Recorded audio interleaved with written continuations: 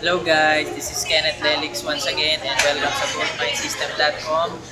At hi sa mga nanonood ngayon, sa mga distributors natin dyan sa bahay nyo o kaya kung saan ka man na nakaka-click ng link na to, no? So, okay, meron tayong topic ngayon ulit. It's about belief. Okay? So, importante din sa atin na kapag ginagawa natin yung ganitong business, meron tayong paniniwala. At hindi lang basta paniniwala, kailangan malakas ang paniniwala natin. In all aspect naman naniniwala ako na pag mataas yung belief level mo, you can make it. Kung anong klase man yan na pinasok mo, o higit sa lahat sa network marketing na pinasok mo, importante yung mataas yung belief level mo. No? So, meron akong mga points na pwedeng ituro sa inyo para mas magkaroon ka ng lakas at mas makaisip ka, no, ng mga dapat maging ingredient para tumaas yung belief level mo. No? Siguro para sa akin, ang tip ko lang, no, yung faith. Importante yun, yung faith. So, kailangan may power of belief ka. O yung faith mo mataas. Okay, so sabi nga sa Mark 9:23 sa may manual, no, everything is possible for those who believe. No? And I think sa ganitong business, 100% lang kailangan believe na meron ka. Kung 98% lang, hindi ka kayanin. May duda ka pa rin . Yun din ang laging question sa atin, yung duda, di ba? So pagka ginagawa natin ganitong klase negosyo, minsan ginagawa natin pero may duda pa rin tayo. Tama? So siguro maganda ang tip ko, pagdudahan din muna natin yung duda natin kasi baka mali. Diba? So kung may duda ka, ginagawa mo na yung negosyo to, pero may duda ka pa rin, expect mo din na hindi 100% din yung pwedeng ibalik sa'yo. Pero kung hindi mo pa nakikita yung resulta ngayon, pero 100% naniniwala ka, sigurado, at may mangyayaring maganda talaga sa'yo. Okay? And may mga tip pa na kailangan importante paniwalaan mo. Unang-una, syempre, maniwala ka sa creator mo. No? Kay God. Only one God. Siya lang naman yung gumagawa sa atin. Gumawa sa atin, no? Gumagawa ng lahat ng bagay. Kung naniniwala ka, pati universe siya gumawa. Okay? Isang movie na tatawa ko, na-realize ko sa isang movie na pinanood ko, kasi mahilig ako manood ng movie. No? Sa universe, mabagal pala yung kasi walang gravity, di ba? So mabagal yung panahon. So kung nasa universe ka at pumasok ka sa Earth, dito may time. Sa universe, mabagal yung time. So sa heaven, walang time. Kasi eternity. So ang point ko, kung naniniwala ka sa nagawa sa'yo, malamang sa malamang lahat ng mga gusto mong mangyari na dapat din para sa'yo at magandang bagay na mangyari sa'yo, makukuha mo at makakamit mo. So, maniwala ka lang sa creator. Okay, yun yung unang-una dapat mong paniwalaan. Pangalawang paniwalaan mo, maniwala ka sa self mo. Siyempre, pwedeng naniniwala ka sa ibang tao pero sa self mo hindi ka naniniwala, wala rin. Di ba? So, dapat maniwala ka sa self mo. Yun ang isa sa highly na importante na kailangan mong gawin. Maniwala ka sa self mo. Sunod, maniwala ka sa company na meron ka. Kung ano yung company na meron ka ngayon, kung ano yung hinahataw mo ngayon, paniwalaan mo na yun. Huwag ka naman duda. So, alisin mo yung duda mo kasi pag inalis mo yung duda mo, naniwala ka sa kumpanya at kaya magpayaman sa'yo, syempre, make sure na yung kumpanya mo credible din. Dapat mataas ang credibility niya. So, yun. And then, syempre, maniwala ka sa office, yung opisina natin, o yung office mo ngayon, kung kasang ka man, kung anong hinahataw mo ngayon. No? Tsaka yung produkto, importante. Yan ang strength ng company, yung product. Sa network marketing kasi, huwag ka sasali kung wala kang product. So, importante kung may product, yun, maniwala ka sa product mo. Ang gawin mo, subukan mo, gamitin mo, inumin mo, kung ano man yan, gamitin mo. Be a product of your product. Tama?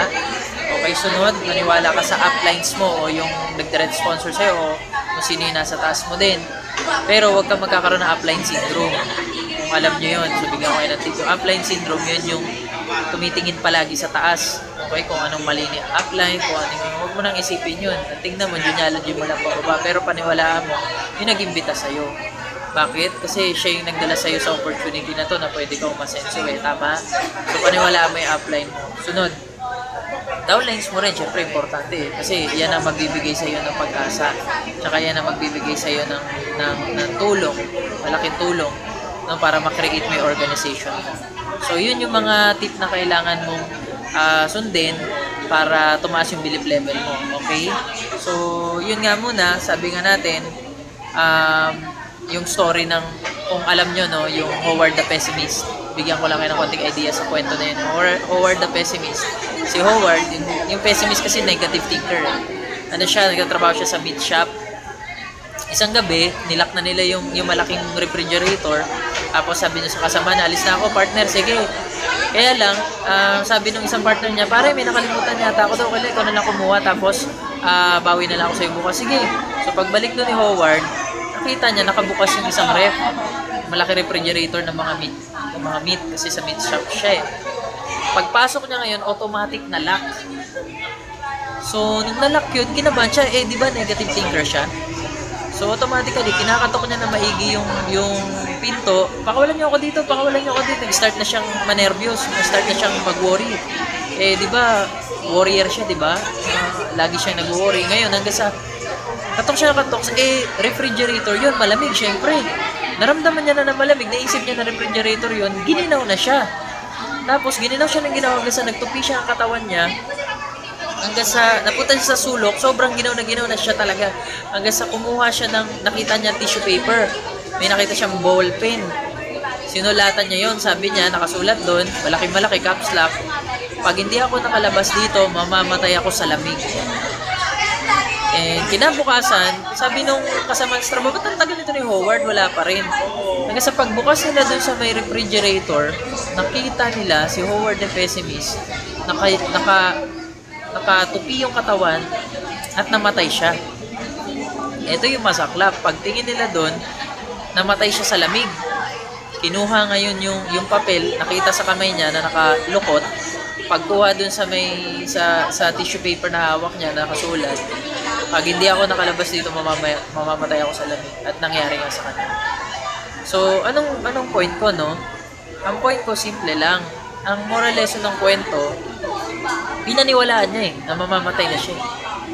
Okay? Kaya lang, nung inimbestigahan ng mga investigador, ng mga pulis, pagtingin nila sa likod ng refrigerator, nakabunot at matagal na palang hindi gumagana. So, yun yung lesson. Ang lesson, kung ano yung nasa isip mo, yun ang magiging ikaw. Kung ano yung pinaniwalaan mo, yun ang mangyayari sa'yo. So, kung pinaniwalaan mo na hindi ka asenso sa buhay, so be it. Pero pag pinaniwalaan mo na asenso ka, siguradong asenso ka. So, I hope may natutunan kayo. Ito yung message ko sa inyo. Become what you believe. Paniwalaan mo. Kung ano yung nasa puso mo, ano yung nasa dreams mo, paniwalaan mo mangyayari sa'yo. So, that's our show for today. And maraming salamat sa pag-subscribe. Subscribe. Abangan nyo yung next ko na video ulit na ilalabas ko. Okay, so i-add nyo rin po ako sa may Facebook, anydimes_26 at yahoo.com at i-like nyo po yung page ko, Slimming Diet Capsule and Weight Loss Detoxifier, yung Clarivita. So maraming salamat ulit at see you again. God bless. Bye-bye.